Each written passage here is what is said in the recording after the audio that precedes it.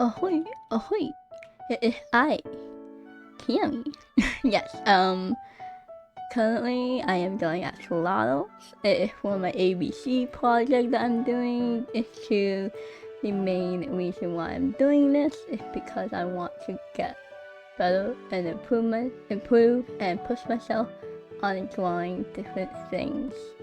And I decided to pick one animal and one food thing because I like food. I love food. I love eating food. I like sometimes cooking food, but I especially love eating it. And animals have always been such a really cool thing to me. They're very unique. They come in different sizes, types.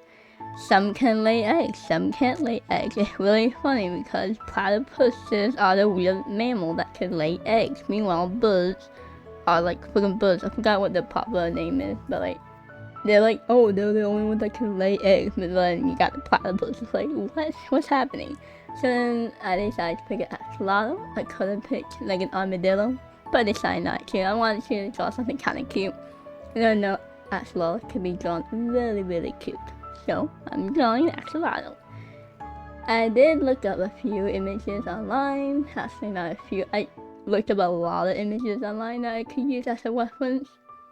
And what I did, I looked up pictures of a adult axolotl, tiny baby axolotl. This is the one that it should be. It's the second one that I drew. And the second one that I did. And I'm like, hey, they're kind of really cute. They look like a mini tadpole, which is kind of funny because I feel like axolotls are like, hey, I forgot not an evolution, but like a process of growing up. I didn't get out on land, I just did it in the water.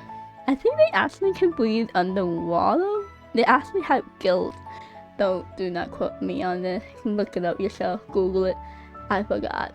I did do like a brief research on axolotls, just curiosity. I can't remember what I actually learned about them. I could actually do that.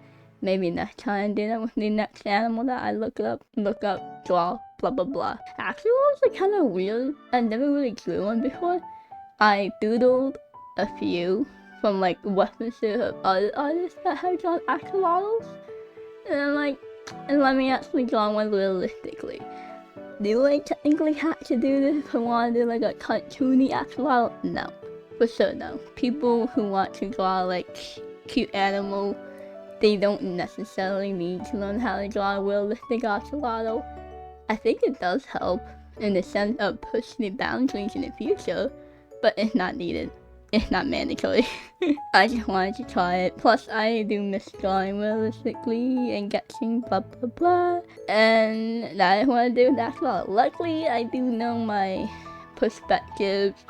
I understand how my eye perceives things like shadows, depth, highlights, yada yada. I think that's the biggest thing that you had to learn as a person who draws. You have to understand how your brain and eyeball connect and process things together. Hence why like when you draw like cloud moldings in a house, holy cow, that can be so confusing because they have like a lot of ridges. It can be like highlight on one top, shadow underneath, then white underneath that is another shadow, and like what's happening? So that's one of the most important things that I feel like you need to understand how your brain actually translates, like input information that you're seeing and be able to output it in the drawing. I think that's really important.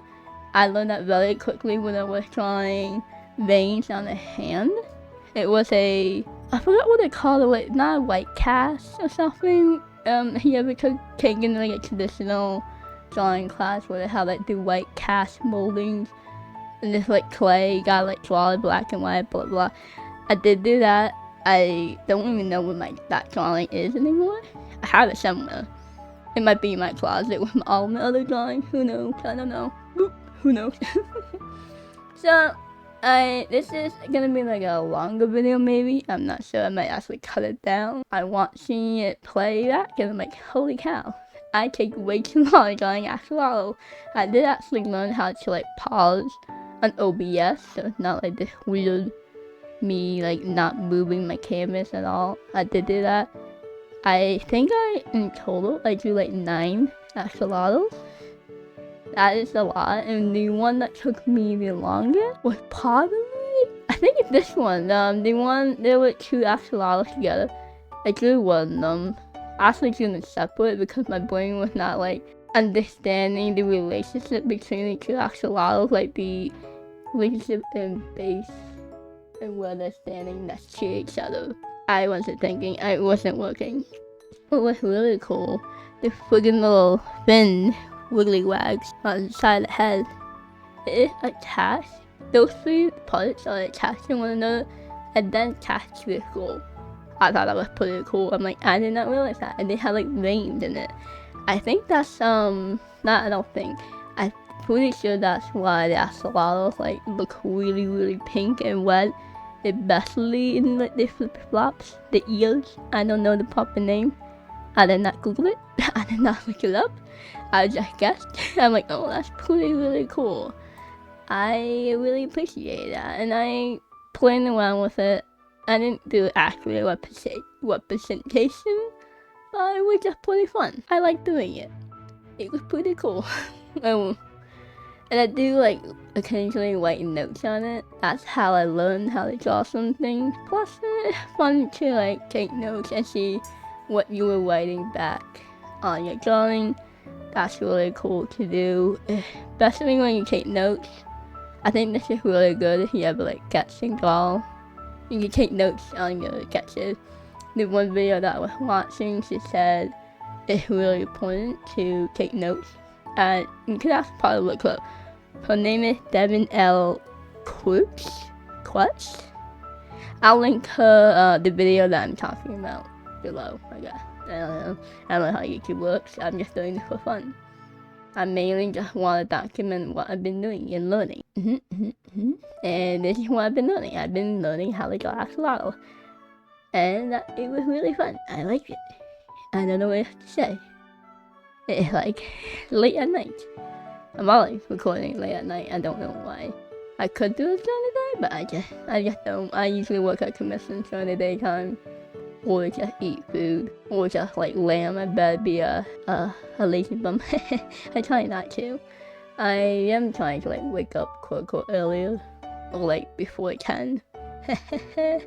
Especially on the days I'm off. I don't need to have like 10 to 12 hours of sleep. I just want to have 10 to 12 hours of sleep. Oh well. One of my favorite things is drawing this, like guessing, was drawing the skeleton, muscle, blood vein, I don't know what it's called. It was cool because I got to look at the anatomy. They're really long. They are very long boys. I'm like, holy cow, you're a long boy if I ever saw one.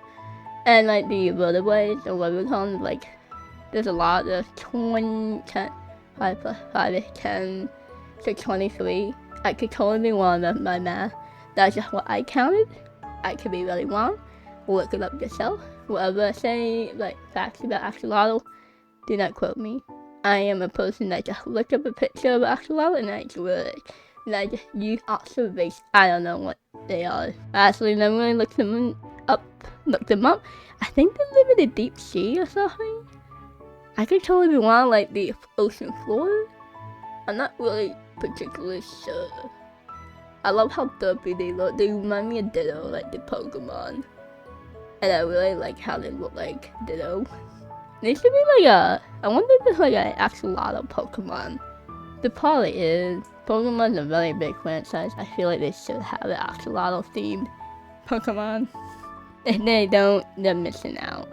They really are missing out. Yep, pretty much every time that I actually, this might be a really good thing to know. When you draw from like a reference or from real life, you can, every time that I draw, I do like a dot on the top, a dot on the bottom, or whatever it is. And that's how I'm like where things are located. Briefly, what you're seeing right now, I was actually streaming my screen to my friend. I was in a voice call with a friend, and she was like, oh, what are you doing? Because I've been playing Power Wheels. I didn't really feel like playing it. The graphics would confuse me. That's just my own preference. And plus, I don't really like Pokemon. I know some amount of Pokemon, but not a lot about Pokemon. I just wasn't really interested in playing. Plus, I've been busy with other things. I've been working more, commissions, drawing more. Plus, I want to play more League. That's going to be coming up soon. I have said this a few times. One of my favorite champions is getting a skin, which I'm excited about, and I have to go play the game to get the skin. So, you know, whatever. That's beside the point. But I was sharing my screen to her.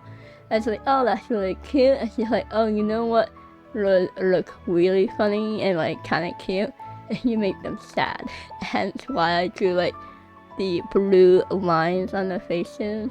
I think I drew pretty much all of them, all sad looking. So she was getting kicked out of it. She was asking questions like, oh, what's this one? I was showing her some of the weapon photos that I used. I think since finding like photos of an axolotl in different forms, especially like a skeleton form, was hard. I think that was off of Google. I could totally be wrong. I kind of forgot. Either way, but yeah, that what was happening with like the flashes of the weapon photo. I actually like popped out another window with all my weapons together. Like I make another canvas and clip the paint. If you don't know, that's the program that I use to draw in. I use clip the paint.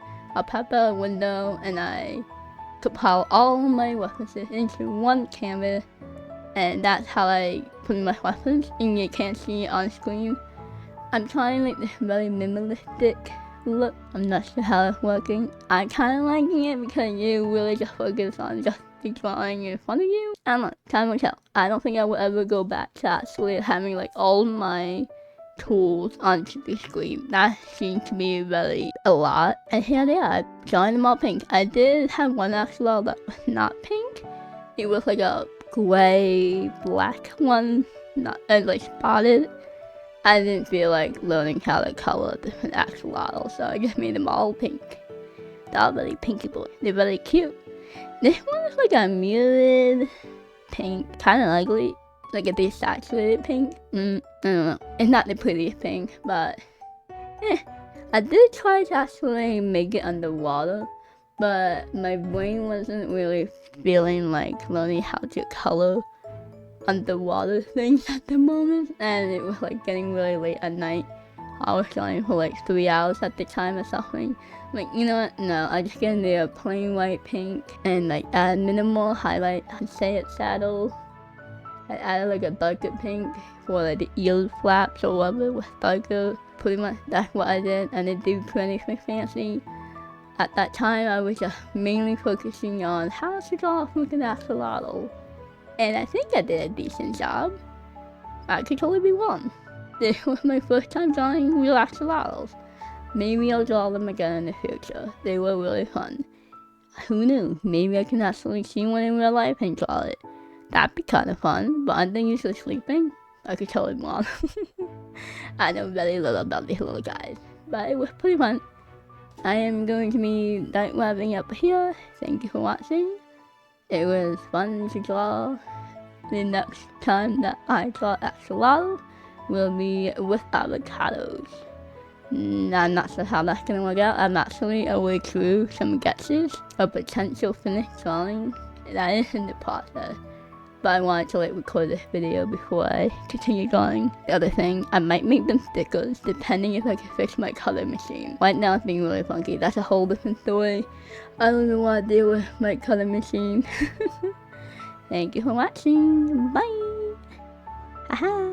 Bye bye bye.